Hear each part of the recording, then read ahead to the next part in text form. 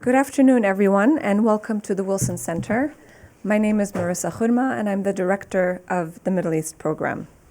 We are very excited today to be hosting our event with the World Bank to discuss the findings of the 2023 report, their flagship report, Women, Business, and the Law. Now, the data that this report brings together to better understand the barriers to women's economic participation, but also the progress, is a very valuable tool for us here at the Wilson Center, but also to policymakers all around the world. The 2023 Women, Business, and the Law report is also unique in including analysis of 53 years of reforms for women's rights and economic empowerment.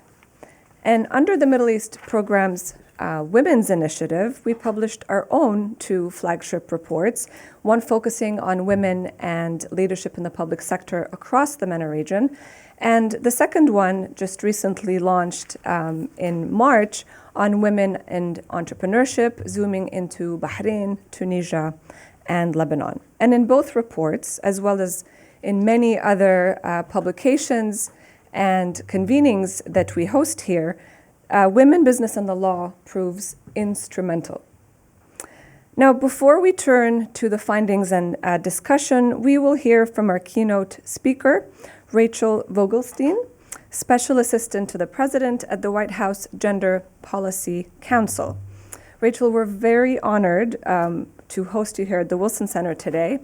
In her current role, Ms. Vogelstein leads the Council's global portfolio, addressing economic security, democracy, political participation, health and education, and humanitarian relief, amongst many other issues.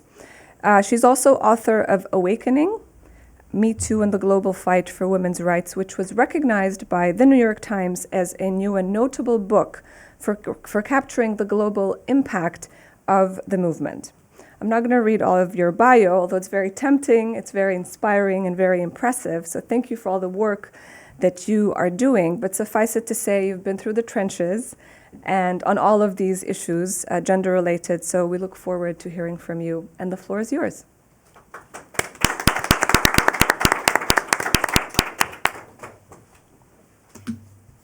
Thank you very much for that kind introduction. And I want to express my gratitude to the Wilson Center for hosting this convening today, for your important work, and also thank the World Bank for its pioneering report on women, business, and the law, which is an indispensable resource to anyone working to advance gender equality around the world.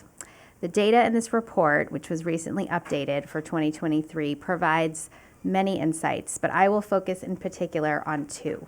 First, that we still have much work to do to achieve gender equality globally. And second, that progress is possible, provided that we marshal the political will, resources, and commitment required. With respect to the first proposition, the World Bank's data are clear and sobering. Although we've seen important steps forward on the road to legal gender equality over the past 5 decades, worldwide, nearly 2.4 billion women of working age still do not have the same legal rights as men. The most recent version of the report finds that only 14 economies have achieved legal gender parity, and that the pace of legal reform to advance gender equality is slow and uneven across regions. At the current rate, the report finds that it would take at least 50 years to achieve legal gender equality everywhere.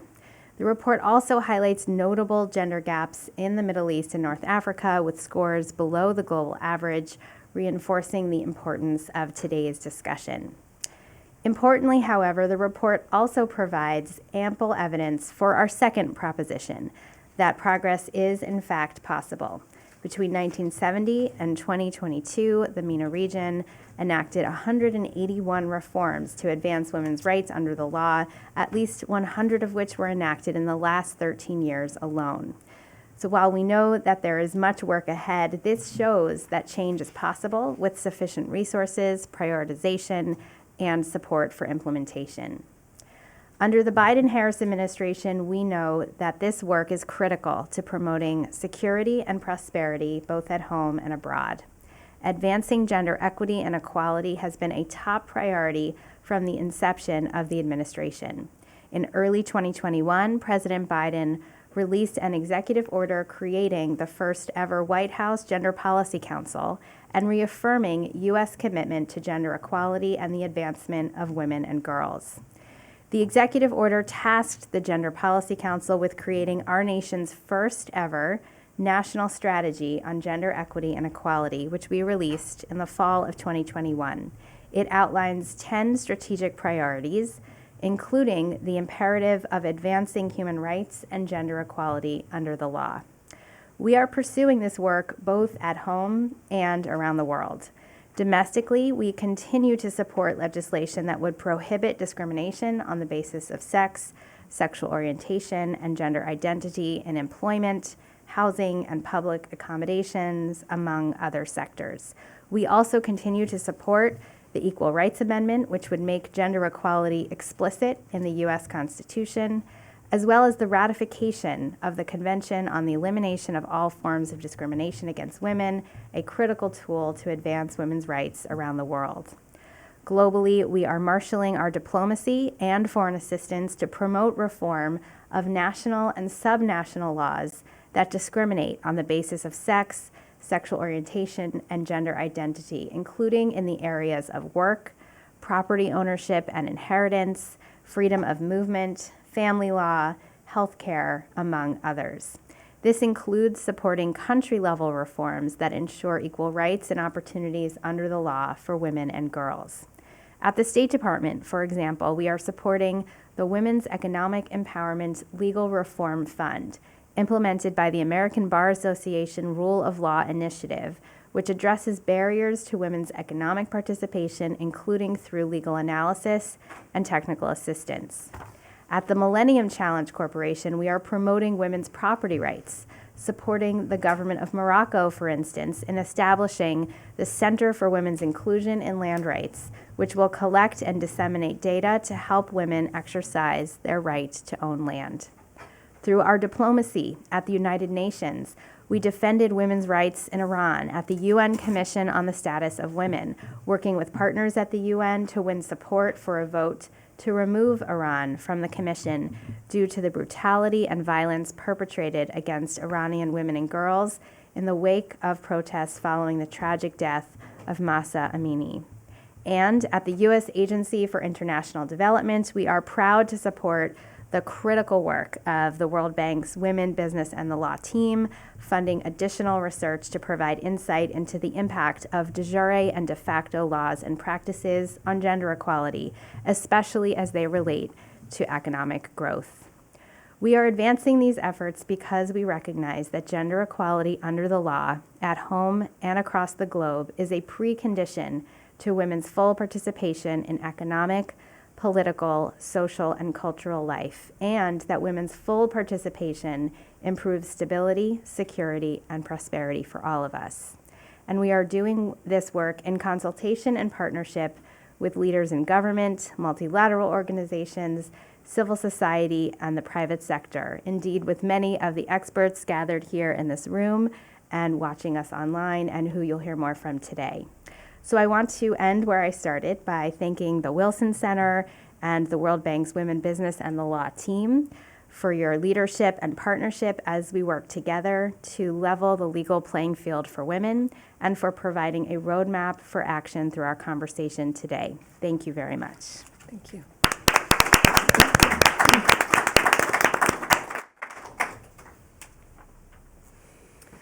Thank you so much, Rachel, for your remarks and for highlighting two things that I want to sort of go back to, hopefully, in the discussion: the political will and resources that are so critical in any movement forward to advance women's rights. And where there are resources, you still need the political will to actually ensure that the private sector, the public sector, and civil society have access to these resources.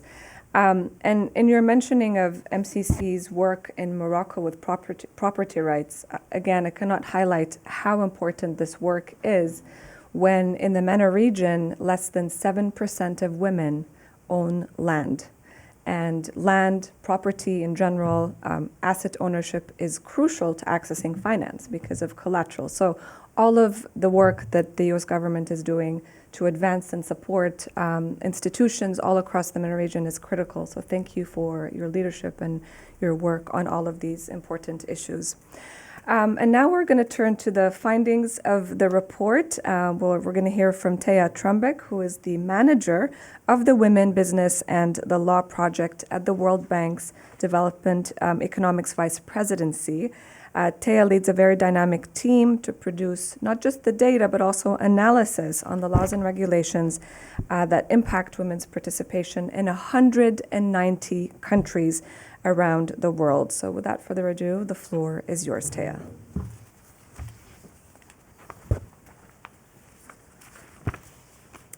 Thank you, Marissa. It's such an honor to be here today and present to you the latest findings of the Women, Business, and the Law 2023 report. Thank you very much to the Wilson Center for organizing this fantastic event. Thank you, Rachel, for inspiring opening remarks. I really agree with you that there's much left to be done, but progress is possible. And hopefully I'll showcase that through a few facts. Before we get started, let me share with you a number that I still find shocking, and it's been mentioned already. As of today, nearly 2.4 billion women still don't have the same legal rights as men. This means that the economic potential of the world remains untapped, given that about half of its population is not able to fully participate. At the World Bank and at Women, Business, and the Law, we believe that every woman deserves the opportunity to fulfill her potential, and that starts with equal rights in the law. We know that countries cannot move forward if half of their population is held back. Legal gender equality isn't just a moral imperative, it is also good for the economy. By enabling women to work and start businesses, we create jobs, drive innovation, and build stronger and more resilient economies. Yet all over the world, women must face discriminatory laws at different points in their lives and careers, limiting their economic security and career potential. That's why at Women, Business, and the Law, we set out to identify where exactly laws are preventing women from becoming entrepreneurs and employees. The Women, Business, and the Law 2023 report is the 9th in a series that provides a comprehensive assessment of global progress towards gender equality in the law. Today, I will highlight 3 things: the status of women's legal rights around the world, the progress that has been made towards legal gender equality, and the main takeaways for the Middle East and North Africa region in particular. But first, what exactly do we measure in the Women, Business, and the Law Index? The goal is to track explicit discrimination in the law, but also women's legal rights, and the provision of benefits that affect women as they move through their professional lives. We do this through an index that is composed of 8 distinct indicators which follow a woman's working life, starting with the basics of mobility, which measures women's freedom of movement, to women's rights in the workplace, rights to equal pay and jobs, to women's rights within marriage, as parents, the rights to inherit and manage assets, all the way to women's rights to retire in the same way and end their working life. But why do we bother with laws? We do because there's mounting evidence that indicates that laws like those captured by Women, Business, and the Law are associated with greater economic empowerment for women. Legal equality is associated with more women working and working in better jobs. Legal equality also leads to higher wages for women and facilitates more women owning a business. We also see more women represented in key institutions, including courts and parliaments. This positive role is not offset by any side effect. Legal gender equality does not hinder the labor force participation of men. When all citizens, regardless of their gender, have an equal opportunity to contribute to their economy, it is more dynamic, resilient, and strong. In this year's report, we find that worldwide, on average, women still have just 3/4 of the legal rights of men. And this means that 2.4 billion women do not have equal economic opportunity. Inequalities like these contribute to a large earnings gap in which women's lifetime earnings are only 2/3 of those of men. Closing this gap could add $172 trillion to the world's economy. That is roughly equivalent to 2 times the annual global GDP. Therefore, reducing inequality will have tangible economic benefits for everyone. In this year's Women Business and the Law Index, we find that only 14 economies have achieved a score of 100. That means that in those 14 countries, which are all high-income economies, women are on equal footing with men, at least under the law. In turn, that means there are 176 economies where there is room to reform legal barriers to enhance women's economic opportunities. We have observed reforms of gender unequal laws over the years, many of them, but it is not nearly enough. Since last October, in the period covered by the last report, we found that 18 economies updated their laws and issued a total of 34 reforms towards gender equality. While this is something to be celebrated, this is the lowest number that we have observed in the last 20 years. At this pace, it will take another 50 years to reach legal gender parity everywhere. A young woman starting work today would not see equal rights within her working life. The good news, however, is that all regions have enacted reform. The most reform last year happened in sub-Saharan Africa. And in the Middle East and North Africa region, on which we're focusing on today, we observed few reforms in the last year. For example, Iraq prohibited gender-based discrimination in financial services, and Bahrain equalized the ages at which men and women can retire with full pension benefits. But overall, we observed that there is a great variation of laws, both between regions but also within regions. Today, equality of economic opportunity for women is highest in the OECD high-income region, where the average score is 95.3 points. And it is the lowest in the Middle East and North Africa region, where the average score is 53.2. This means that in this region, women have on average half the rights of men. But the gap between the lowest scoring and highest scoring economy in the Middle East and North Africa region is 65 points. That means that countries in this region can learn from their neighbors or inspire others to reform. Within the MENA region, the country that has achieved the highest score is Malta with 91.3, followed by the United Arab Emirates at 82.5 and Morocco with a score of 75.6. On the other hand, we have West Bank and Gaza still lagging behind with the lowest score in the region of only 26.3, followed by Yemen with a score of 26.9. But it's interesting to note that Yemen's score is the same score that UAE had in 1999, before the country implemented comprehensive reforms towards gender equality. Similarly, Bahrain, the country had a score of 26 in 1977, but through continuous reform efforts, Bahrain has now improved to a score of 68, well above the regional average. These examples show gender equality is not set in stone. We have the power to break down barriers and rewrite the laws to create a more equitable future for all. This is what I'm also excited about today, to talk with our panel and distinguished guests, how to overcome persistent barriers and what we can learn from each other. But let me take a step back and examine trends across the indicators in the Middle East and North Africa region. The indicators where we find the most room for improvement are in the marriage and parenthood areas. The marriage indicator assesses legal constraints related to marriage and divorce, and in 18 out of the 20 economies in the MENA region, a woman cannot obtain a divorce in the same way as a man. We also find that in 8 countries, there is no legislation specifically addressing domestic violence. Why does this matter? Unlocking women's full potential starts at home. Different rights in marriage can affect women's ability to negotiate within the home and can impact the financial security of women in the event of divorce. When women have less bargaining power at home, this also impairs their ability to pursue professional roles outside of their household. The Parenthood indicator examines laws affecting women's work after having children. We find that half of the economies in the MENA region do not mandate paid leave for fathers. Without more supportive policies for working parents, the region risks leaving behind talented women and depriving economies of their full potential.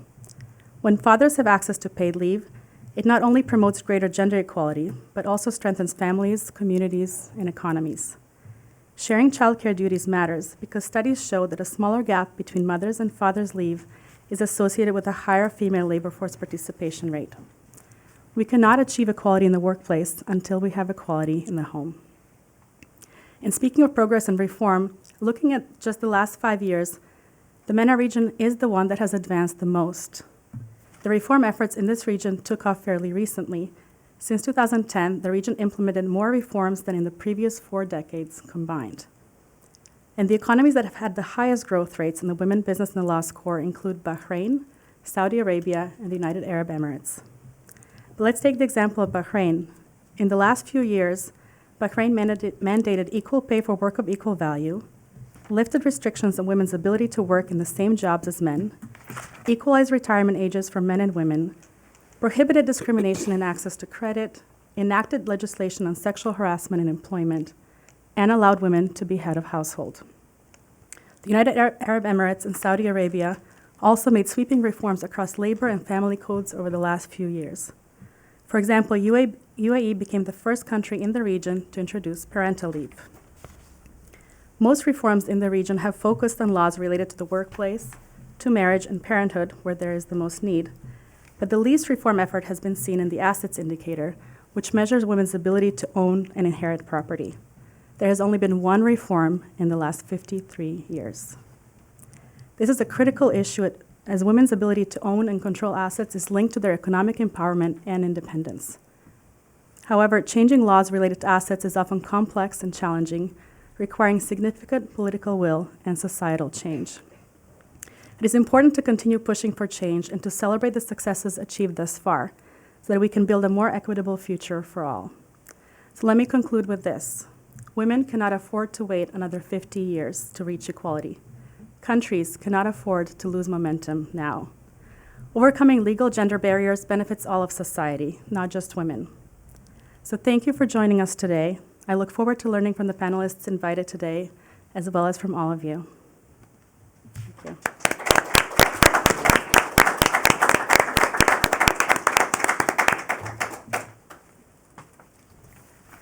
Thank you so much, Taya. So now joining us to discuss the findings on the panel, first from Manama, Bahrain, Sheikha Dina bint Rashid Al Khalifa, who is Assistant Secretary General of the Bahrain Supreme Council for Women. Roberta Gatti, the Chief Economist of the Middle East and North Africa region at the World Bank. And last but not least, Yasmin Kayali, who is a civil society leader from the region, co-founder of a Lebanon-based organization called Basme Uzetoune, that provides aid as well as educational and therapeutic and vocational services for Syrian refugees and host communities with a focus on girls and women. And I will be on the panel as well. So Taya, over to you to kick us off. Thank you. Thank you. All right, let me start by inviting Sheikha Dina, who's joining us online for the first question. As we heard during my presentation, the Women, Business and the Law report has recorded several reforms in Bahrain for the past few years. Could you share with us what were the ingredients that have led to this legal reform, promoting gender equality and women's economic empowerment in Bahrain? What role did the Supreme Court for Women play in these reforms, and what are major challenges that you're still facing? Good afternoon, ladies and gentlemen, and thank you very much for this opportunity. We're very pleased to be joining you remotely today from Bahrain. And just to kick off today's discussion, I'd like to just thank our moderator today for your presentation earlier. And to answer your question, absolutely. I mean, as you said, Bahrain has witnessed quite recently numerous developmental and progressive legal reforms, which has almost doubled Bahrain's score in the Women, Business and Law report from 37.5 in 2019 to, as you said, 68.1 in 2023. With improvement in areas such as the workplace, pay, and pension or retirement. Now, in order to do that, Bahrain had formed a national task force to study the report, to revise current legislations and policies, and it was their role and responsibility to present the necessary recommendations to not only improve Bahrain's position in the report, but also to improve the legislative landscape here in the country. Now, the Supreme Council for Women, as you mentioned, was and continues to be a very active member of this national task force because as an organization, it has a very clear mandate to propose new policies that relate to women directly or indirectly, amongst many other issues. So it was very instrumental for the SCW to be amongst a task force of entities to be able to lead this exercise to where it is today and to where Bahrain is. Now, it's also important, I believe, before I talk about some of the challenges, to be able to take this opportunity today to maybe note that sometimes the methodology of the report dictates at times the outcome of the report and does not necessarily reflect specific aspects of the legislative reforms that have been put into place. So, for example, under equal pay, although Bahrain's labor law clearly stipulated the prohibition of discrimination in wages, laws had to be amended in order for it to clearly stipulate work of equal value. And so that was, an example of one of the, let's say, revisions that had taken place in order to be able to ensure that the laws were taking into consideration these aspects. Another example could be access to credit. So constitutional provisions and lack of restrictions on specific aspects such as equal access to financial transactions such as loans and applying for credit and so forth was not enough to be able to show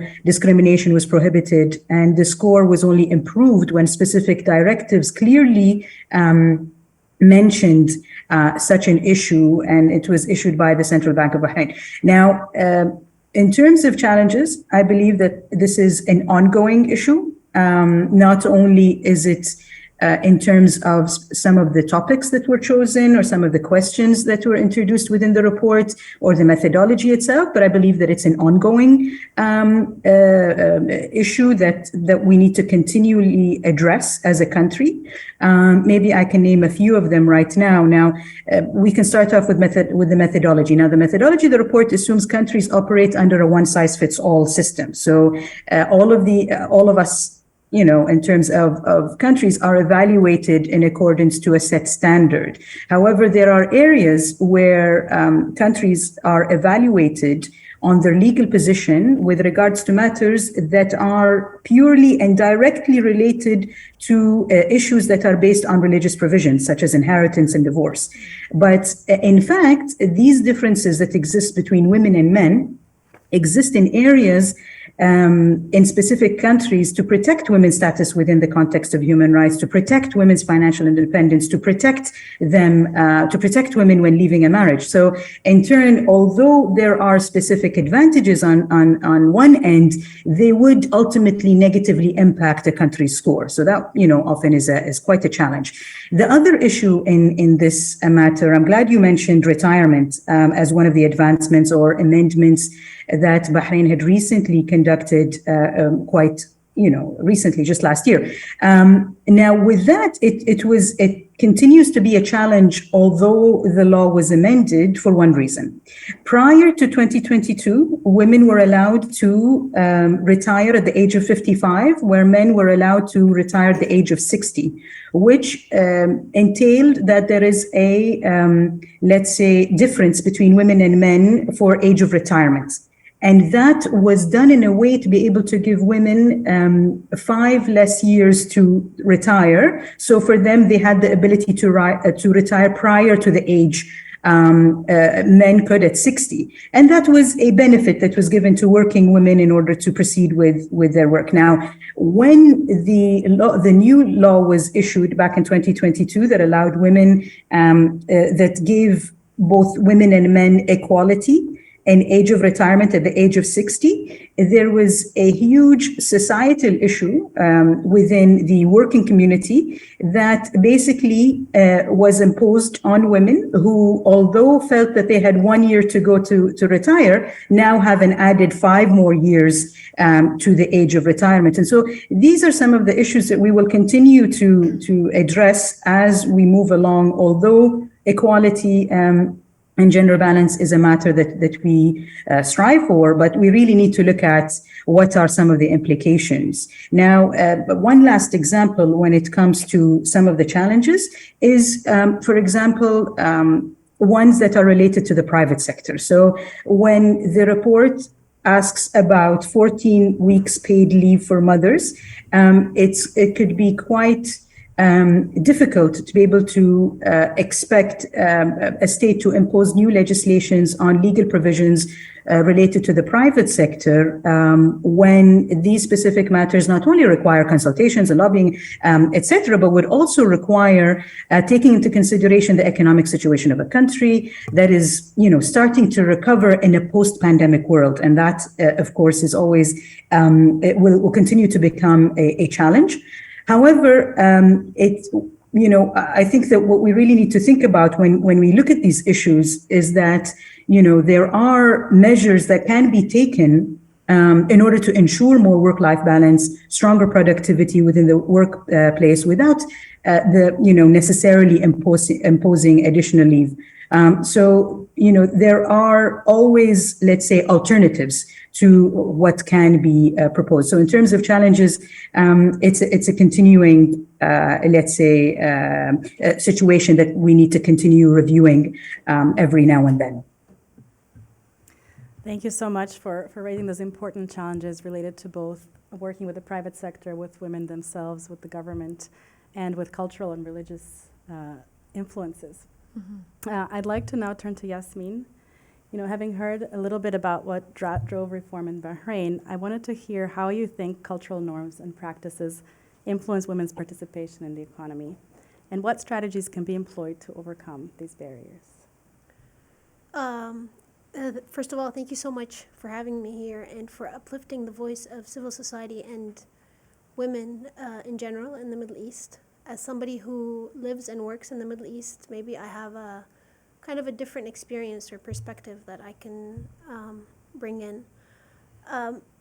So when you speak about even legal rights and the fact that billions of women don't even enjoy the same legal rights as men, for me, what I see on the ground is that women don't even know the rights that they have. Mm-hmm. And even when they know, they are so afraid to embrace those rights because of the power dynamic and because of the family dynamic. And so the work has to start from there. And that's why it's so important for the involvement of civil society in raising awareness, empowering women. So even when we come together and we do implement programs that empower women, be it financially or legally, we also need to empower them internally and include in that psychosocial support and protection support. There is probably a challenge when it comes to political will. We were speaking a little while ago about the fact that as women of the Levant, we can't pass our nationality to our children when we marry from different nationalities. This alone is so disempowering on so many levels that my child cannot carry my nationality and my passport.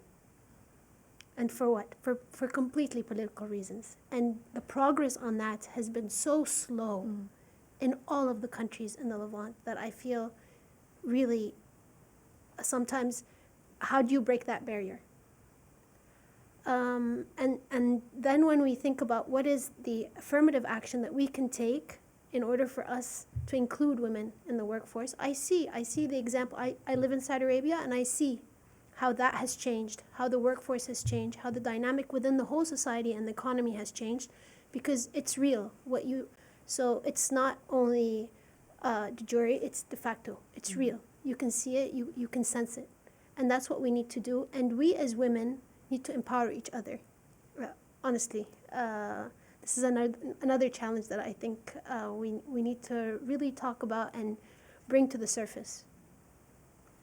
Thank you, Yasmin, for raising those really important issues and the importance of civil society to bring to light issues that women are facing day to day, and to talk about it today at this forum. I hope that we can continue that discussion.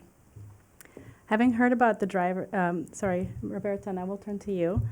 How do you see the role of knowledge products like Women Business in the Law and other products of the World Bank, for example, in incentivizing the dialogue around gender equality and setting the reform agenda to close the legal gender gaps worldwide, but especially in the Middle East and North Africa region? Thank you, Thea, and thank you for the opportunity to be here. I think this question might also be a good question for our esteemed guests, because I might be bringing a perspective from an insider of the World Bank. But I see that there is a timeliness to this discussion, which is essential now. I see that there's a willingness to accelerate gender equality among our client countries, and there's nothing that delights me more. From the point of view of inherent right and human rights, but as an economist also from the point of view of productivity. So just one sobering fact, for all female labor force participation in the Middle East and North Africa stands at 18%, is the lowest in the world.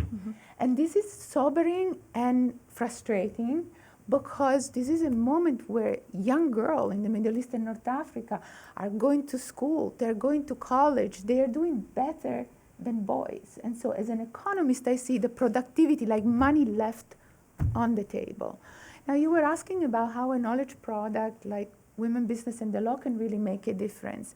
Well, I think that there's something in the sort of benchmarking exercise that you conduct, and I take the point of Her Excellency that she said, this is benchmarking to a single benchmark. I frankly don't see a way out to that because what I see is a sort of productive competition among countries when we think across countries, but also a way to sort of anchor expectations and dialogue within countries. And I don't know whether Her Excellency or Yasmin have seen something of this, that you have a number and then you can discuss whether that's right or that's wrong, but it's not an opinion, it's a number.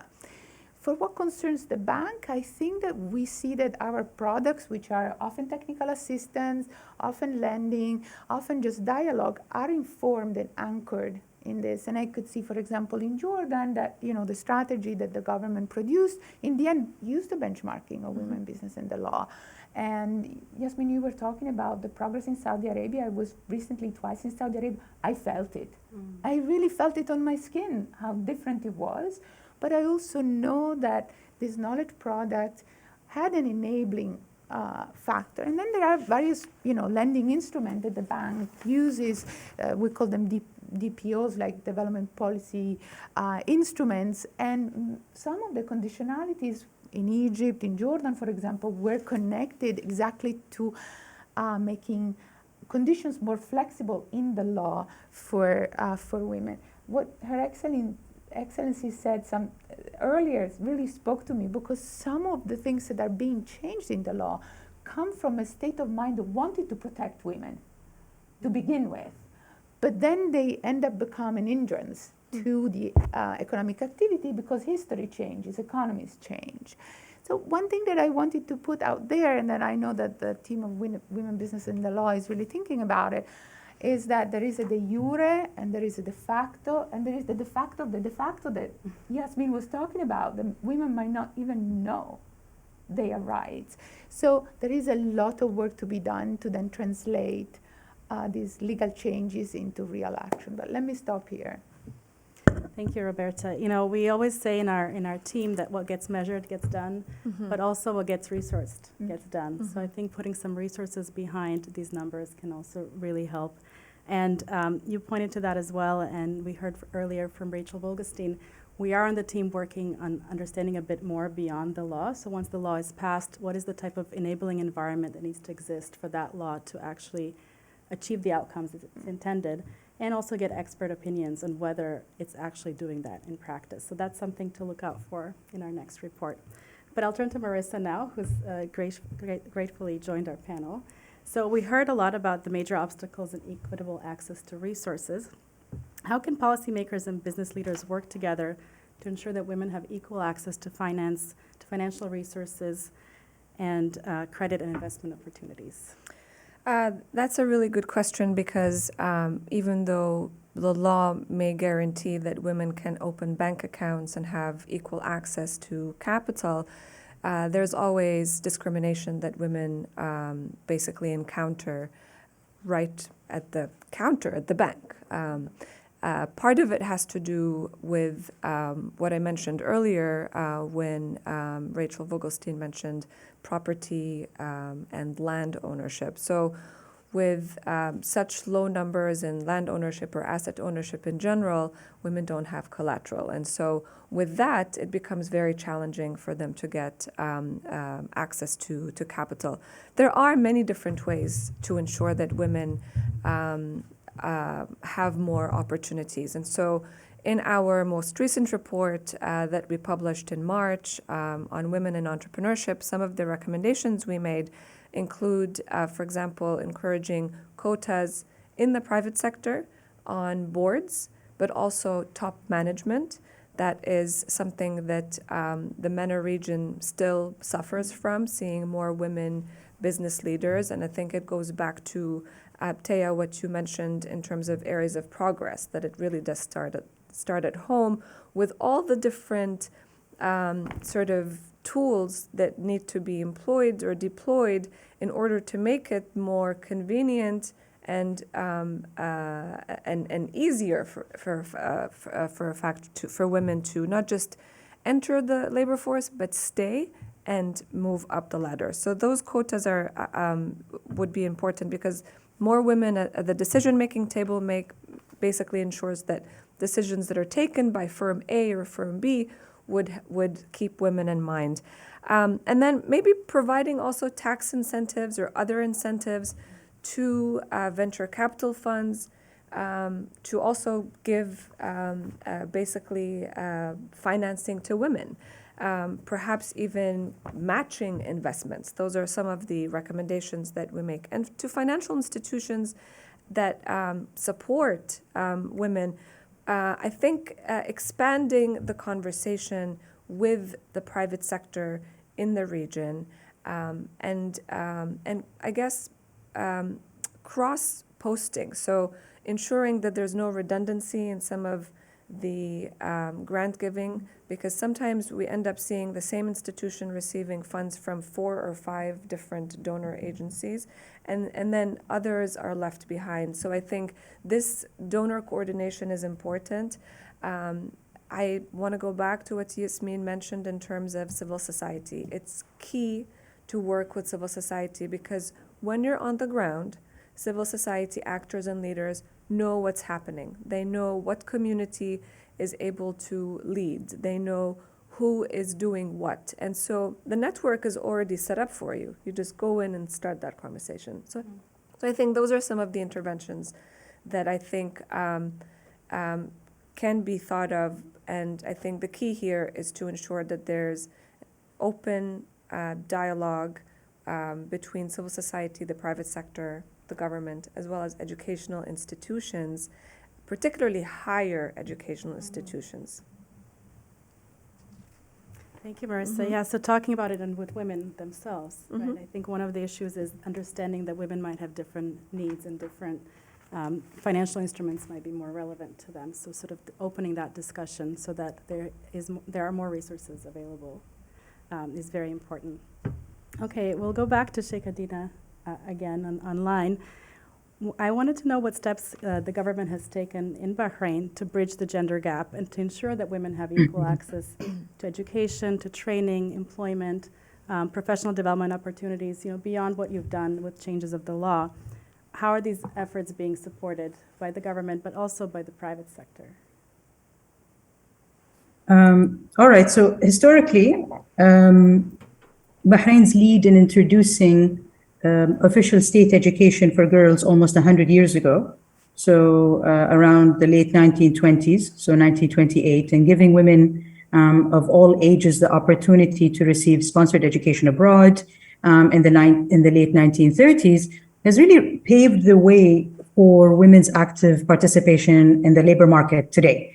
And over the years, women's participation in various different levels continues to increase as a result of the transformation that we've seen, which is a transformation from the reliance on being dependent on others to becoming a very much productive member of the community. And that in turn has enhanced women's contribution and competitiveness at the national level. So the institutionalization of women's empowerment, with the Supreme Council for Women being established 20 years ago, and an organization that focuses on women's participation at the national development level, public life, being an advisory institution to the state, has really played a very big role in complementing these efforts. So through its mandate, as I mentioned in the beginning, through the numerous mechanisms that have been put into place, whether it be the National Plan for the Advancement of Bahraini Women, which Bahrain is very proud to have, or the National Gender Balance Model. Each one of these mechanisms have been put into place in order to monitor the status of women at the national level, benchmark it to international standards, and be able to look at, what is, where are women's contribution and how are these contributions bridging, existing gaps, forecasted gaps. So really, these are some of the areas and steps that have been taken. But, I have to mention the private sector here because, as you said, the private sector continue to be a very instrumental part in the process by adopting and implementing policies that support gender balance and gender equality and mainstreaming women's needs. And ultimately, that really reflects what, society's awareness, their acceptance, their change in mindset, and some of the other efforts that have been conducted with that to support these issues down below the laws and legislations, as you mentioned, include having a very strong labor fund here in Bahrain. And having this labor fund has really institutionalized this type of support because they've managed to introduce many initiatives and programs in support of the SCW or jointly guided by SCW that have supported women's economic participation through supporting wages, training, business development, access to technology, marketing, increased access to finance, business incubators, accelerators. So numerous mechanisms have been put into place in order to support women's economic participation. And statistically, the Labor Fund over the years has supported over 15,000 women-led enterprises and supported the employment of 53,000 women. So it's very clear that institutionally this organization continues in partnership with the relevant authorities to support the ecosystem as a whole, whether we're talking about training or wage support or the different matters that I have just mentioned. Thank you for raising that. It's really important to continue working on this understanding of the private sector's role once the laws are in place in really implementing it. Yasmin, I wanted to turn to you now. You do a very important job working with refugees in the region. And I wanted to ask, specifically with this group of women, what are some of the key legal and policy challenges that are faced, especially for them accessing economic opportunities and resources? Oh, well, refugee women. When I tell the story of a lot of the refugee women that we work with, the social enterprise that we were able to set up to train and empower women artisans to produce bespoke items and, export them to the outside world. And we also have a women producer group. They produce dairy products and they sell them within the community. This is some of the examples of some of the work.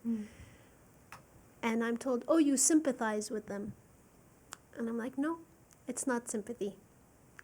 It's empathy, and you learn from them. You learn from their resilience. You learn from their resourcefulness.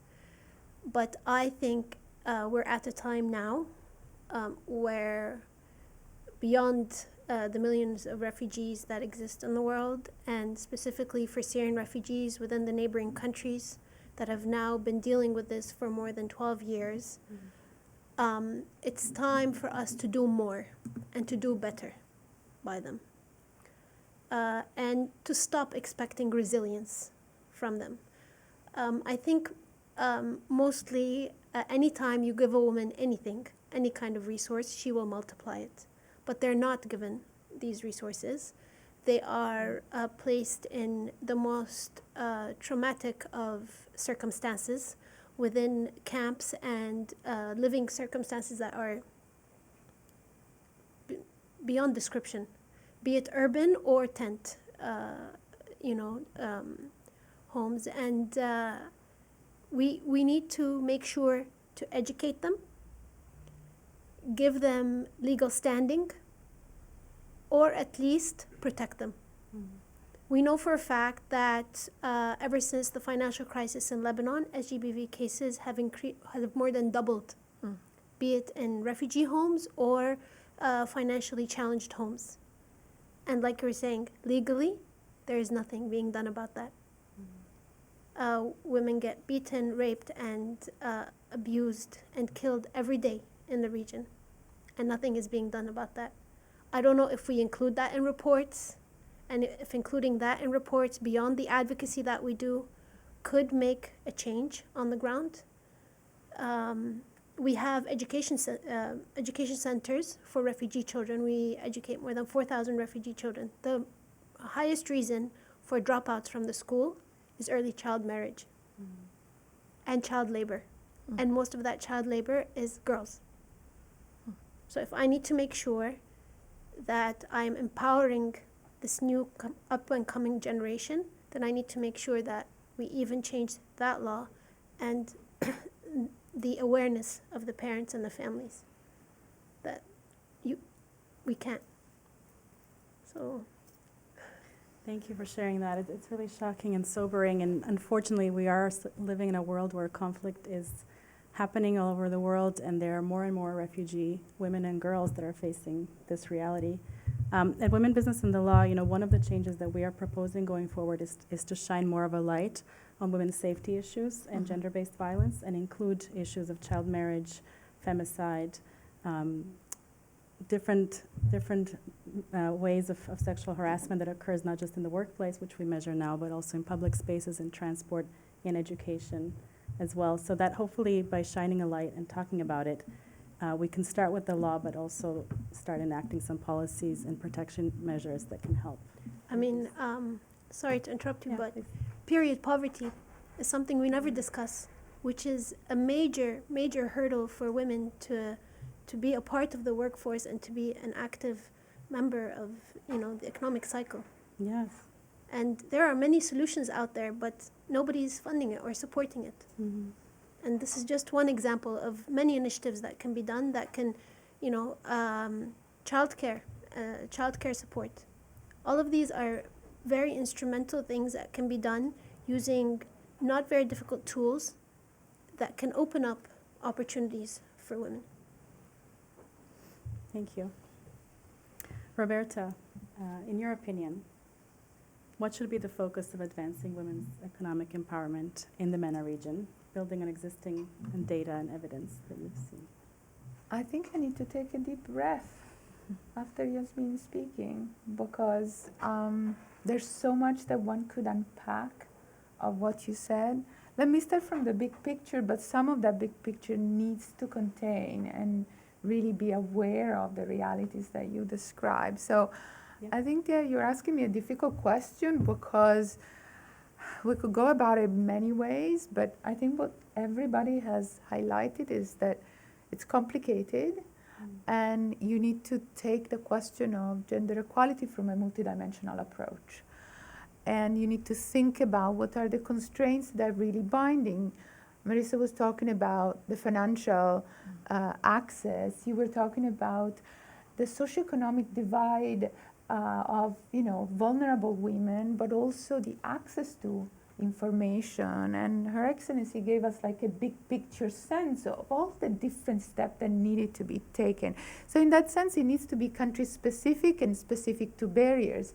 You also mentioned childcare or elderly care, and I think there's not a single woman in this room who has not thought about at least one of these two, that sort of either conflict or add on to our daily life. Now, if I have to go about it in terms of like being practical, there is one part that has to do with the social dimension of gender inequality, and I just wanted, as an economist by training, to cite one paper which was the leading article of the American Economic Review in 2020, which reported the results of an experiment that was conducted in Saudi Arabia. And I think the people who study gender are probably very familiar with the study, but it was a study where young men were asked about their private preferences vis-a-vis their wives working, and then they were asked about what other men thought about women's working. And so it turns out that young men overestimated the potential stigma or shame that was attached to having a wife who works. And when they were told that the other men thought like them, that were favorable, it turns out that these men were both supported about their wives' searches and also about their wives' employment. So the social norms work at different levels, and they also interact with the economy. So there's something that comes out from the World Value Survey that shows, which is a Gallup survey that is run, I think, every year. It says that the great majority of respondents in a variety of developing countries in MENA believe that when jobs are scarce, and that's the economy part, men should have more right to a job than a woman. And we could spend a whole session to try to unpack that statement, I would say. But it's something that we need to think about when we think about solution. Let me think about the working environment part that we all kind of alluded to. So there's how social norms interact with the working environment. Well, there's evidence that men are not necessarily fully supportive of women's working, and there's evidence that for how the working environment is in MENA, women have a preference for working in the public sector. And there are different dimensions to this preference, but one of them is personal safety. And this brings me to my last point here. Thea had mentioned the question of harassment and sexual harassment, and I just wanted to give one piece of information. So 1 in 5 respondents to a major survey of working women in Jordan reported that they had experienced violence or harassment in the workplace. When you include harassment in transport, the number goes up to 40%. So there is work that needs to be done at the legal level, at the implementation level, and also at the social norm level to unlock these constraints and really allow women to have equality in practice. So let me stop here. Thank you, Roberta, and thank you for bringing in the social norms and then how to change the attitudes that both men and women have towards women's work. Marissa, we're at a point now, COVID-19 pandemic has been declared over, but we're still in the recovery phase, and in some cases jobs are scarce. So how can we ensure that women are not left behind as we enter this economic recovery and the policies that follow? I'm going to link this to something that Roberta mentioned with the data that she shared with regards to what men think. And that goes back to our earlier conversation about, well, what interventions can we think about, particularly when we're, here sitting in Washington designing all these different programs to support women empowerment, particularly economically. And I think that one of the missing links is also working with men, because if most people think that when jobs are scarce, then they should go to women, it might not come from a bad place. It might also come from this expectation that masculinity puts on men. In the MENA region, the society is predominantly patriarchal society, but that comes with its own pressures and burdens on men because they are seen to be the main breadwinner. If their wives make more money, it's not something that you talk about. It's not something that you mention.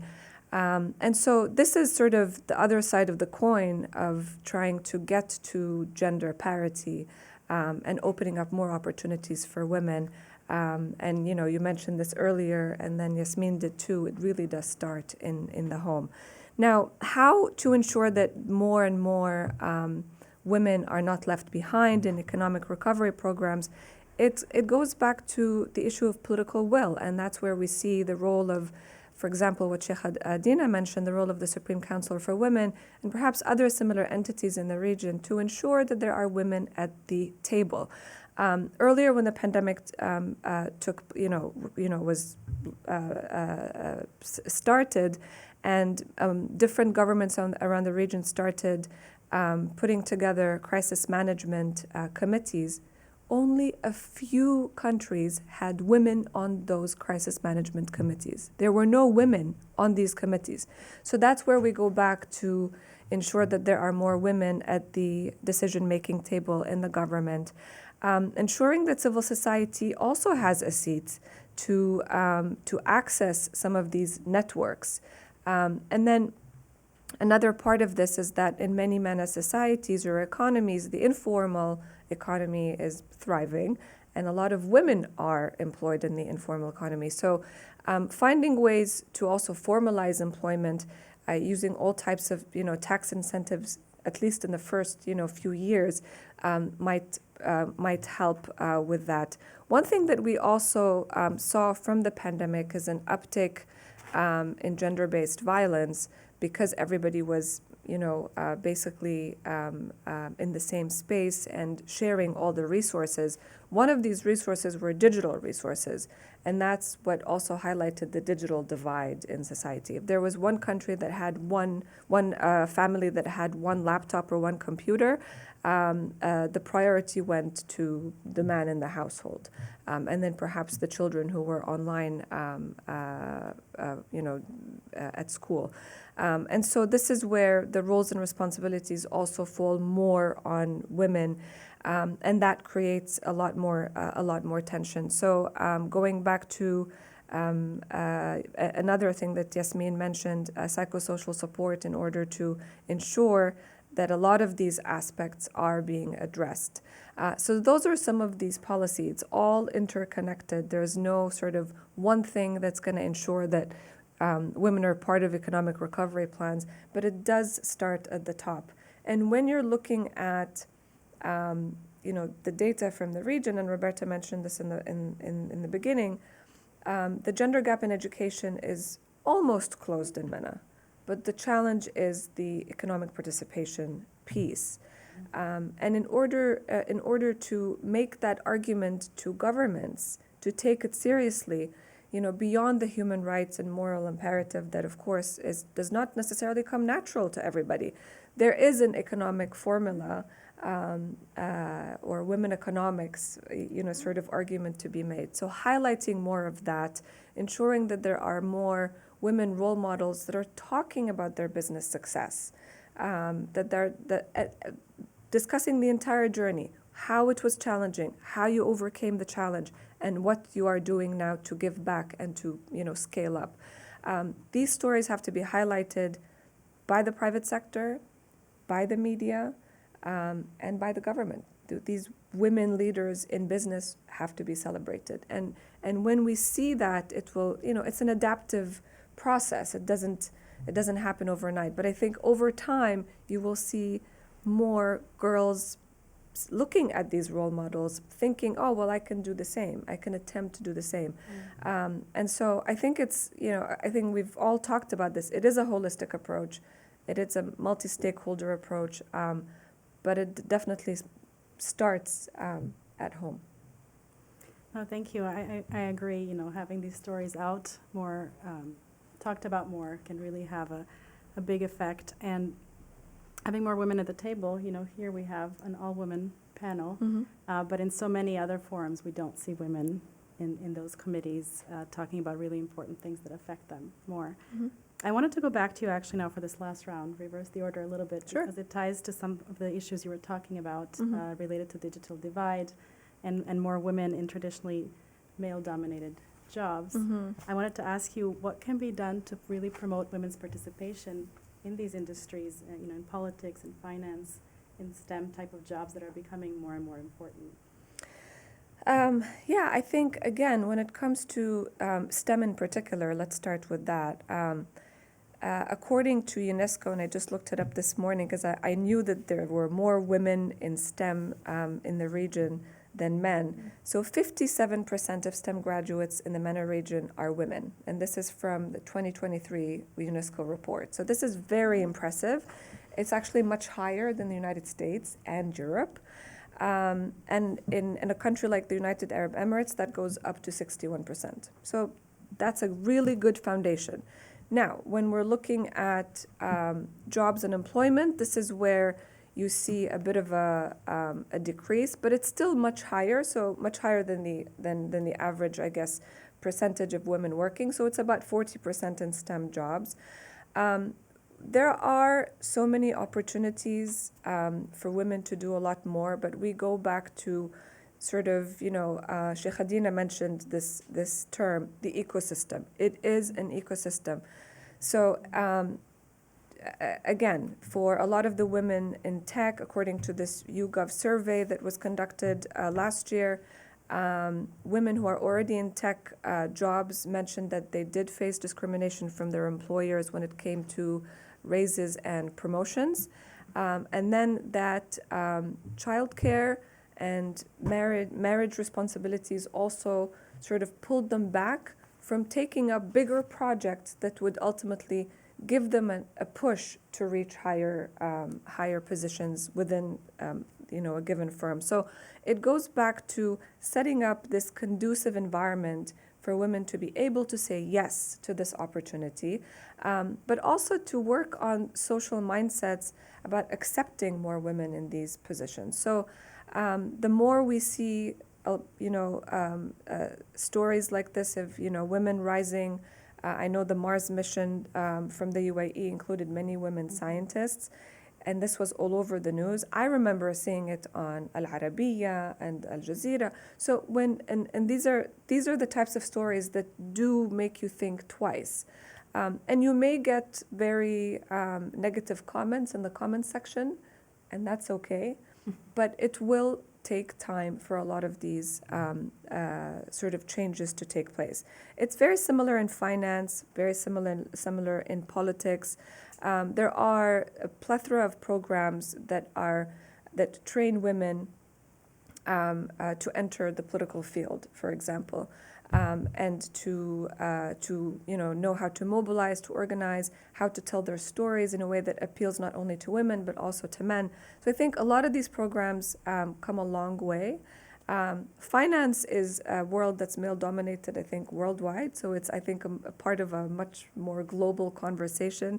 But whatever works in the MENA region, I think, may work elsewhere too. And it goes back to political will and on the government level, but also the willingness of the private sector to just expand the conversation, women's business associations to also move forward with organizing and advocacy. That work cannot stop. You may pass one law today. You have to ensure that these laws are being implemented. That's always the challenge. And then you see, either entities like the Supreme Council for Women or, and NGOs like Sadaqa in Jordan that works with the ministries of labor and trade and industry to ensure that some of these new laws are being implemented.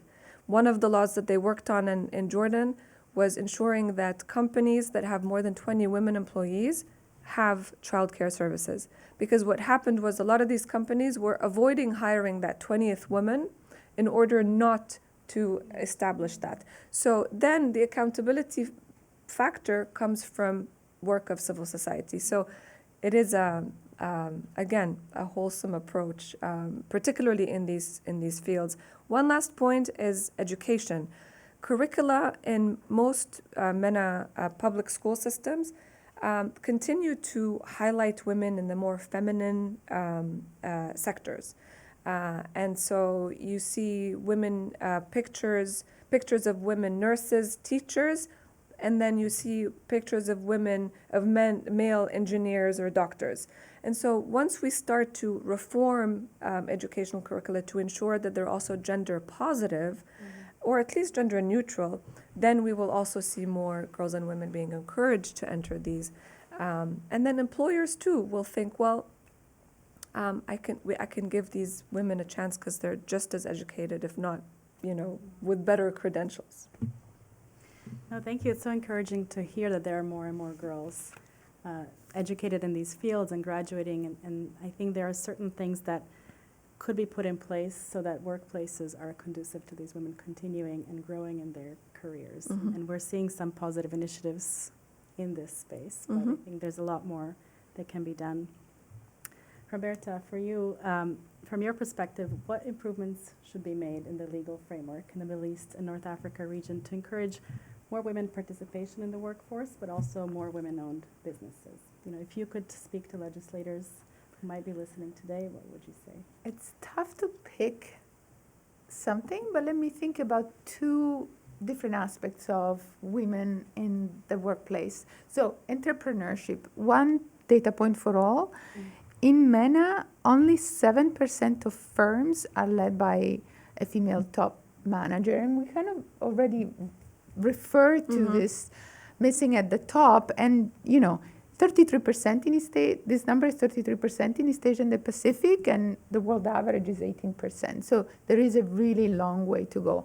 If I were to pick one thing that can make a difference here, I think I would go with what Marissa started at the beginning, which is financial inclusion, and really empower access, share information, have the training, the financial literacy to allow women to progress as entrepreneurs.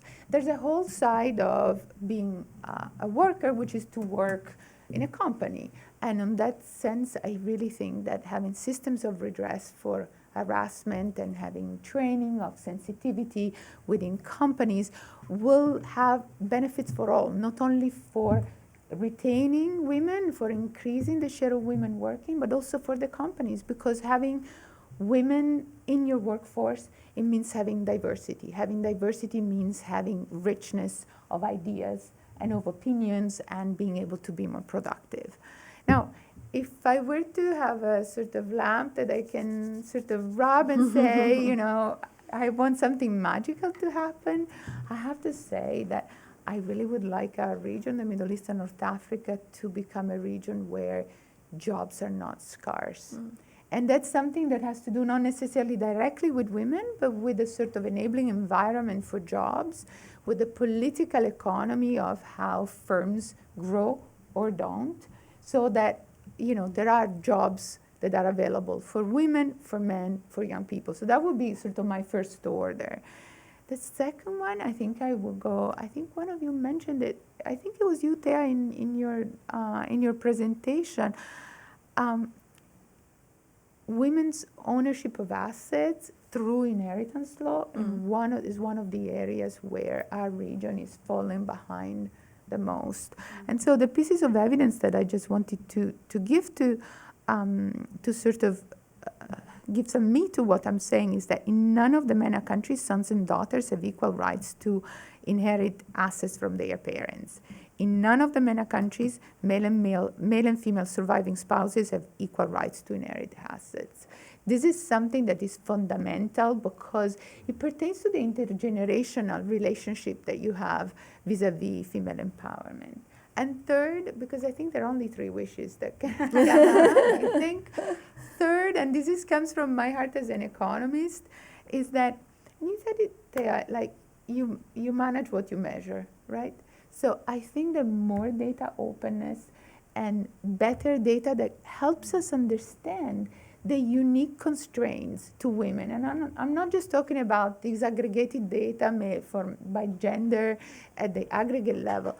It means also the ability of researchers, of policymakers to really use evidence to make choices. I hope that our region can do better with that, because also there we're trailing behind the rest of the world. So these are my 3 wishes. Thank you. Thank you, Roberta. I wish we had a magic lamp and that a genie could make those wishes come true. I'm working at it. But I don't think I have magical provide some data. Exactly. I don't think I have any magical power. All right, Yasmin, last question for you. What has been your experience working with women at the grassroots level to empower them economically? What do you think works to support them, and what strategies have you found to be effective? So I'm going to go back to what Marissa was saying and Roberta, where it's very important for us, even at the level of program design, to have a seat at the table, whether it be civil society or women.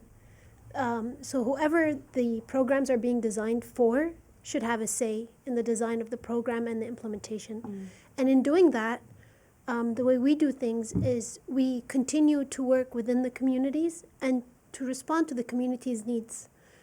Each community is very unique in the opportunities that exist within it and the needs that exist within it and the needs of women and the kind of skills that they need in order to move forward. And this is especially true when we're trying to find transferable skills for them, especially if they're refugees or marginalized and have to move and don't have a consistent home. And this is the first premise.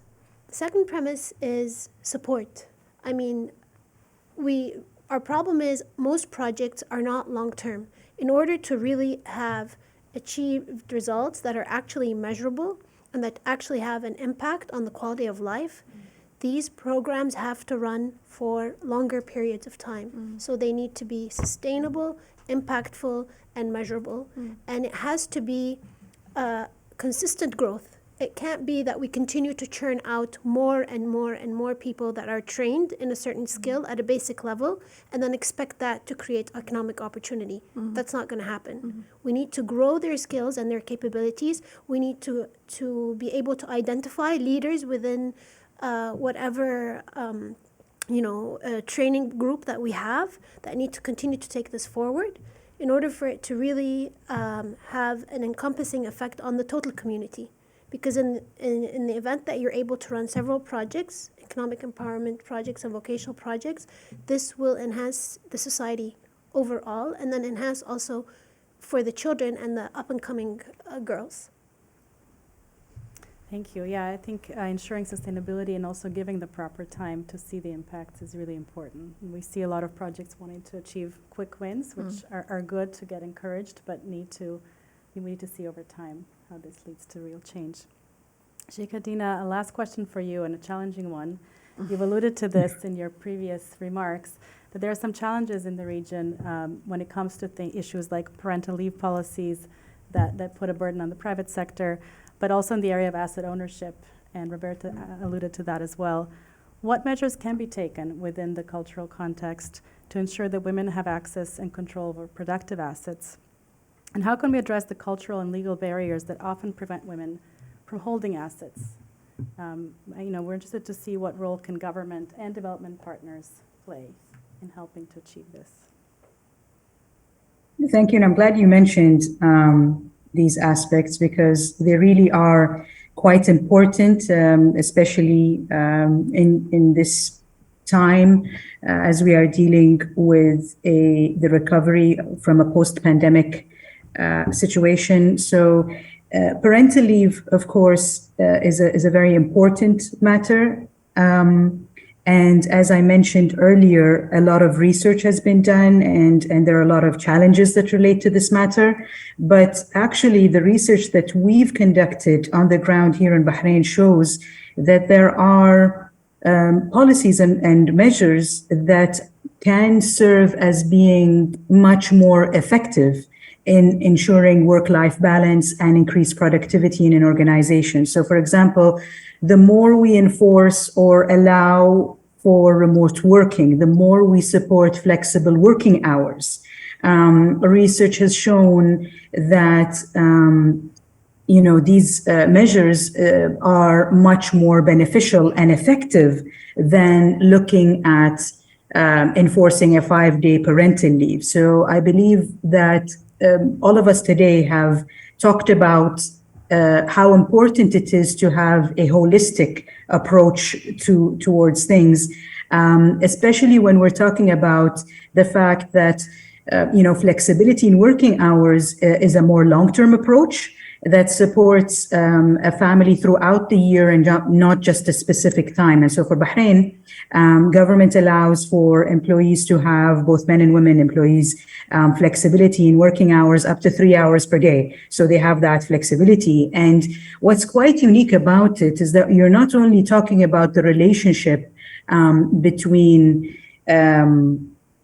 the parents and children when it comes to, the family and how we would like to enhance work-life balance. But also we're talking about, expanding it further for employees who have elderly members of the family that they would like to attend to, or if they have siblings that require specific or special attention. So having this flexibility and not focusing only on specific aspects gives us a more holistic approach to the matter, and it gives us a lot more opportunity in terms of what can be done towards more productivity for the organization. And so I believe that, yes, there's a lot more that can be done, and it's these types of measures that we would assume would attract a lot more attention, especially post-pandemic, and after seeing how effective these measures have been and how beneficial they have been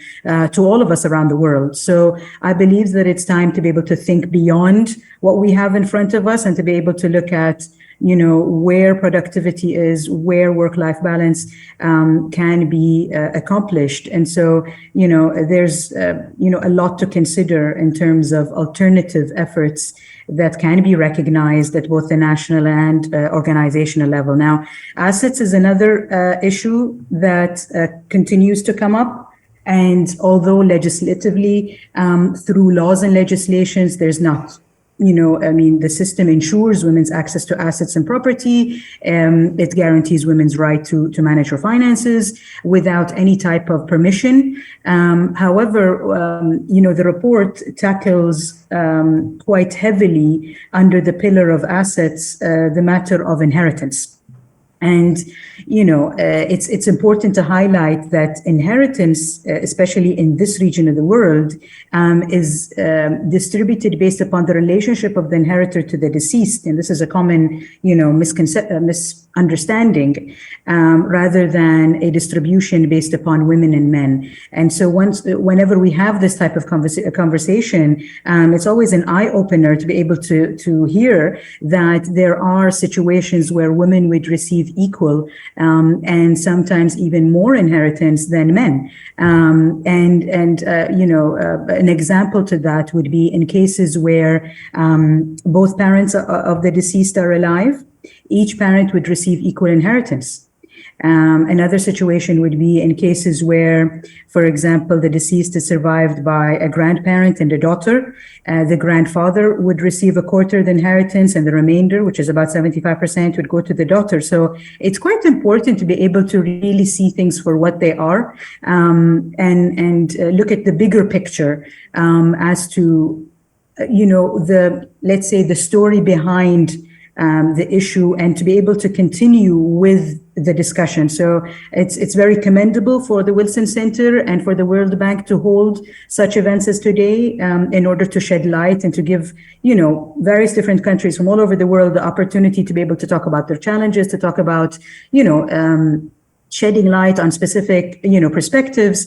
And I believe that it's, even more important to continue this dialogue, and to continue this type of discussion, even beyond today, in order to really zero in on a lot of the details and be able to go into the fine print, so to speak. So laws and legislations could be put for specific reasons. And so understanding what's behind them, I believe, is extremely important.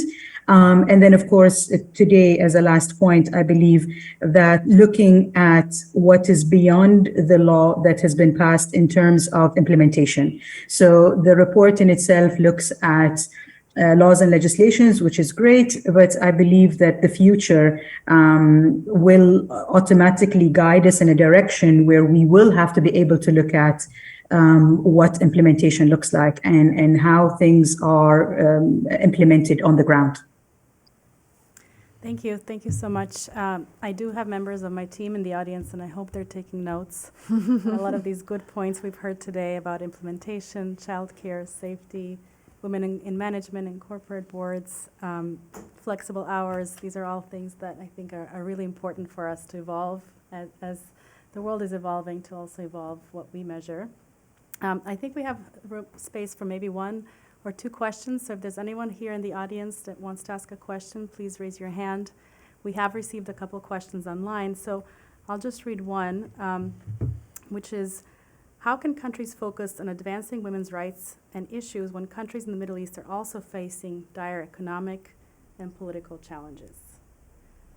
Somebody want to take on answering this question?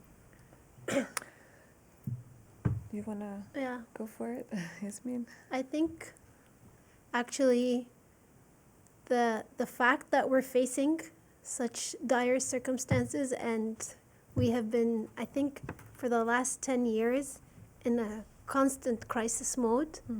This creates bigger opportunities and bigger spaces, especially for women entrepreneurs and, social enterprises, new ways of using our resources to bypass these challenges. So I would look at it as an opportunity rather than, a way to stop us. Yes, the financial crisis and the banking crisis in Lebanon was in many ways detrimental to a lot of projects, but people have been resourceful and have found alternative ways to get around things and to pick themselves up. And so with the ability to get the kind of support and resources from different tools, different, development funds, I think there's a great opportunity, and there's a great opportunity for learning, because in the end, it's a business cycle, and it's happening here now. It's going to happen somewhere else in the world later, and if we do it right in the Middle East, then we can take these learnings and we can use them elsewhere when we need them. Melissa. Okay. Yeah, I wanted to add something, and I know, Roberta, you know this. The MENA region is the least integrated region economically. And so there is tremendous opportunity for economic integration. There are many economies that are doing very well in this period of economic recovery. And I think that's where the opportunity lies in basically ensuring that they are able to expand these opportunities elsewhere in the region. And the lowest hanging fruit would be through digitization. You have so many techies, with the right skills in Amman and Cairo who are being employed by companies in the GCC. More of that, and a lot of this, Sheikh Adina just mentioned flexible work and remote work. A lot of these jobs are obviously remote. And so that's an opportunity, particularly for women. So, a more economic collaboration across the MENA region. The digital economy, I think, provides a lot of openings for more. My 2 cents on this important question is that crisis can be exactly a moment of opportunity. And if I think about gender equality, since so many things would need to change at once, these things might actually change during a crisis. So if you think about the pandemic, which was a major crisis for the whole world, digitization shot up everywhere, including in MENA, because it was a sort of generalized change that was made necessary by the crisis. If I were to interject my sort of World Bank, wear my World Bank hat, I think in the region we take a very purposeful approach of, putting out fires, but never forgetting that there's a medium to long term that needs to be addressed, and that we can't just go one crisis after the other. And this is particularly true for the case of gender equality. Sheikh Adina, did you want to add anything on this before we close? No, I just wanted to thank, the World Bank and the Wilson Center for giving us this opportunity to talk about all these very important issues today. And, as you said earlier, it's an evolving story. So, we will continue to evaluate where we are today and where are we going. And we will have to continue putting forth the necessary recommendations. But above all else, I believe having these discussions is extremely important, having more roundtables involving all of the stakeholders around the table, listening to, what other countries, so Bahrain was given a privilege today to participate, but it would be, quite interesting to hear what other countries have to say about their experience through the Women Business and Law report, and what the last few years has been for them. Are they really facing any difficulties? Because you mentioned quite clearly that there is a very wide gap between the lowest and highest within the region. And so I guess it rings a bell in terms of where are we going wrong? What are there common challenges amongst us? Or are they just ones that are specific to specific countries? So I think that, speaking about Bahrain, we are very much invested in this experience. And, we look forward to continuing this discussion with all of the various different stakeholders moving forward. So thank you again, and, for this opportunity. Thank you. Well, that's all the time that we have today for the discussion. So thank you to this wonderful panelist. It's been an honor sharing the stage with you. I hope that you're all inspired, as I am, to continue fighting for gender equality in the Middle East and North Africa, but also globally and around the world. So I hope we can continue the discussion offline. And thank you for moderating the discussion. Thank you.